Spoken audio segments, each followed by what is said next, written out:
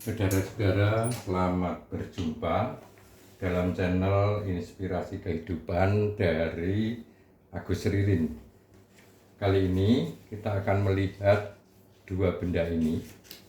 Yang pertama adalah laptop dan yang kedua adalah mesin tik. Jika tadi laptop kita membuka, tinggal kita tarik, angkat salah satu bagian monitornya. Nah, mesin tik cara bukanya adalah begini. Ini tas sekaligus pelindung dan tutup. Di sini ada tombol, ada dua tombol yang bisa kita tekan untuk membuka. Kita tekan, angkat. Nah, di sebaliknya ada tombol atau bagian yang untuk mengunci. Ada di kanan kiri. Dikuncikan pada salah satu bagian di badan ini. Oke, ketika kita akan mengetik dengan laptop tentu saja akan lebih mudah dibanding ketika kita akan mengetik dengan mesin tik. Kemudahan pertama adalah pada laptop kita sudah ada tampilan halaman, lalu untuk ukuran penulisan baik jarak pada bagian atas, pada bagian samping kiri, pada bagian bawah, pada bagian kanan, termasuk spasi, itu semuanya sudah ada program di dalam softwarenya. Nah, ini perbedaannya. Kalau laptop ada barang fisik dan software, hardware dan softwarenya, mesin tik hanya barang fisik saja. Nah, ini membedakan kemudahan ketika kita akan menulis. Nah, tadi pada laptop kita akan mudah mencari cara untuk menulis. Tapi kalau memakai mesin tik, jarak penulisan itu ada pada tombol-tombol ini. Ini adalah jarak spasi. Di sini tertulis 1, 1,5, dan 2. Jadi kita mau mengetik dengan spasi berapa, ini yang mengatur tombol ini. Lalu jarak kiri dan kanan tulisan itu pada ini. Ini menentukan letak nanti tombol huruf itu akan mengetik pertama kali di mana. Ini menentukan jarak. Ini jarak kanan. Ini maaf sudah agak tidak lancar karena barang sudah lama. Oke, lalu bagaimana tempatnya? Tempat mengetiknya tentu di kertas. Nah, tetapi biasanya orang supaya mudah itu membuat pola jarak penulisan. Jadi kita tulisi atas ini berapa senti sudah diukur, kiri berapa senti, bawah berapa senti, kanan berapa senti. Nah, ini ditulisi supaya tidak terbalik, karena kalau tidak ada tulisan ini mungkin akan bingung ini tadi yang mana, bagian atas, bagian bawah.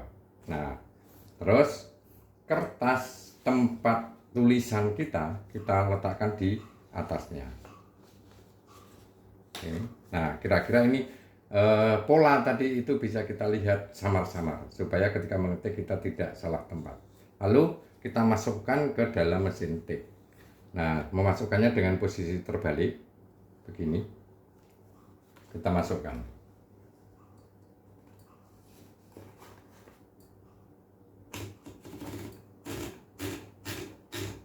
Nah, ini harus kita buat pas. Sudut ketemu dengan sudut. Pengaturnya ini, tombol itu. Jadi ini tidak bisa saya ubah. Karena terjepit dengan keras. Tapi kita buka penjepitnya.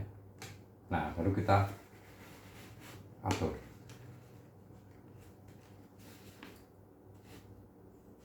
Nah, tadi kan ini sudah juga kita tentukan jaraknya.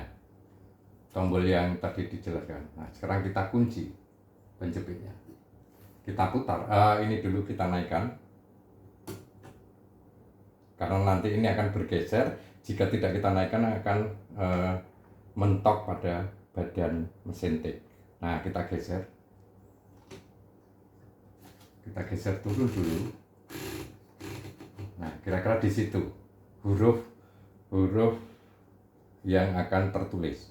Tapi kita akan mulai dari sebelah kiri tentu saja. Maka kita atur ini digeser. Ini tombol untuk menggeser kanan kiri. Oh, ini bawah dikunci. Ada kuncinya di bagian bawah sana. Nah, ini tidak bisa ke sana. Kalau kita buka kuncinya, nah, ini baru kita paskan tadi. Ini garisnya ada di sini, samar-samar. Barulah kita mulai mengetik. Saya tidak tahu, belum mengecek pita ini masih ada tintanya atau tidak. Jadi mesin tik itu langsung tulisannya ada di situ. Kalau kita menulis dengan mesin tik, tulisannya ada di situ. Dari mana? Dari tinta yang ada di pita. Nah, ini bisa kita putar untuk menentukan posisi pita. Ini bisa kita ganti.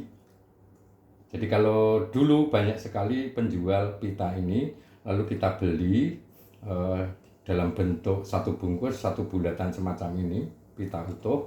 Lalu kita pasangkan rodanya di sini, disambungkan dengan roda satunya. Nah, ini bisa diputar. Bisa juga sebaliknya.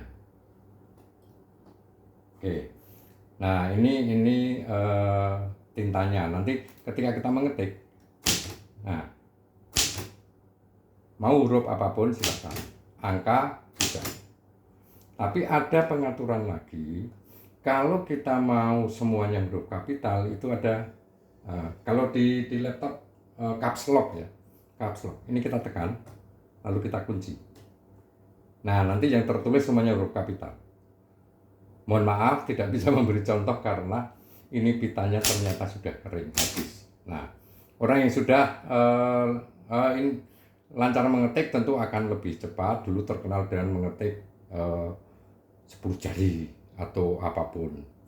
Nah, ini kalau mau repeat, nah, kalau mau spasi ini tab.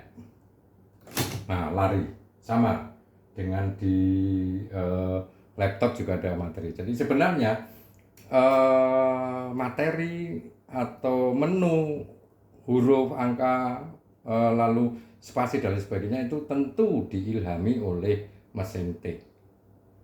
Hanya sekarang dimudahkan dengan tenaga listrik dan lain sebagainya dengan sistem. Tapi awalnya tentu dari mesin tik. Mesin tik dulu awalnya dari mana? Nah, kita perlu mencari sejarahnya yang lebih jauh. Baik, supaya tinta tidak cepat kering, sebaiknya kita tutup. Karena sangat sayang kalau tintanya cepat kering. Seperti ini, akhirnya kering. Karena ini memang sudah lama dan kita tidak. Saya mencoba mencari tinta sudah kesulitan, tidak ada. Buat. Aduh, nih kalau buru-buru ternyata terjadi seperti ini. Nah, jari atau ujung jari ini menjadi cukup ya pegel. Karena apa? Harus dengan tenaga. Sementara kalau di laptop ini kan tidak, tenaga yang kita butuhkan tidak terlalu besar. Oke, sekarang kesulitan jika kita menggunakan mesin tik apa? Orang yang sedang membuat karya ilmiah, karya tulis, tentu akan mencari referensi. Nah, di laptop kita mencari referensi tinggal buka internet. Mau tentang apa? Referensi tentang apa? Misalnya tanaman. Nah, tanaman apa? Secara spesifik pun kita bisa memilih. Nah, sekarang kalau di mesin tik tidak ada menu semacam ini. Lalu bagaimana? Kita mencari ke perpustakaan, ke majalah, ke koran, atau dimanapun sumber informasi. Lalu apakah langsung bisa kita copy paste seperti di laptop? Tidak bisa. Ini kita bisa langsung copy paste. Copy paste, lalu kita masukkan ke teks kita.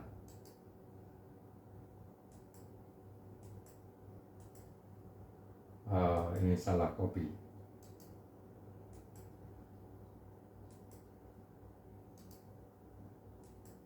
Nah, beres.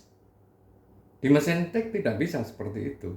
Kita harus mencari sumber tadi ke berbagai tempat, lalu kita catat. Kita catat. Baru di tik di sini. Nah, referensi tadi kita tik. Lalu ketika akan membuat daftar pustaka atau footnote, nah di sini sudah ada menu footnote. Di laptop kita sudah punya menu footnote, secara otomatis sudah akan muncul. Tetapi kalau di mesin tik tidak ada menu footnote. Kita harus mengetik sendiri nomor rujukan, baru nanti di bagian bawah kita perhitungkan untuk membuat garis, lalu kita tik nomor rujukan, lalu referensi yang kita ambil pendapatnya. Di mesin tik, di laptop sudah ada menu itu. Kita klik footnote sudah akan muncul nomor rujukan sekaligus garis di bagian bawah. Garis di bagian bawah. Nah, nanti tinggal kita memasukkan judul referensi. Jadi paling mendasar kesulitannya adalah kalau di mesin tik kita harus cari dulu referensinya, tulis. Apakah tidak bisa difotokopi? Ya, saat masanya mesin tik ini tidak banyak mesin fotokopi, kesulitan. Nah, itulah kesulitan para penulis saat itu sebelum ada laptop. Nah, ini gambarannya. Nah, sekarang bukan kami ingin menunjukkan bahwa orang-orang saat itu sengsara, sekarang lebih enak, tidak. Tapi sekarang begini, setiap masa punya kondisi masing-masing. Sekarang kita ada laptop. Apakah juga di tempat lain ada laptop dan jaringan internet? Mungkin saja di daerah-daerah tertentu masih pakai mesin tik. Tapi inti yang perlu disampaikan adalah setiap masa punya kesulitan dan tantangannya masing-masing. Nah, yang paling penting bagi setiap orang adalah bagaimana tidak putus asa, tidak patah hati, tetap bersemangat, tetap memanfaatkan sarana yang ada semaksimal mungkin dengan baik, dengan tujuan baik. Demikian inspirasi dari mesin tik. Terima kasih. Salam inspirasi membangun hati.